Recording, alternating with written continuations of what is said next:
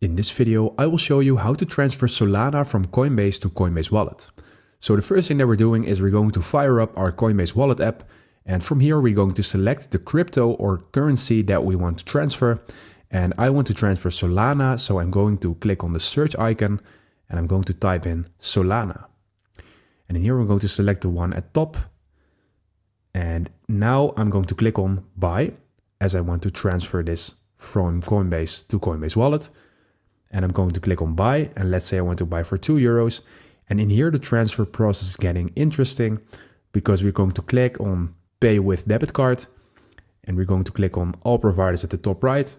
And here we're going to select Coinbase. And right now we see this option transfer from Coinbase.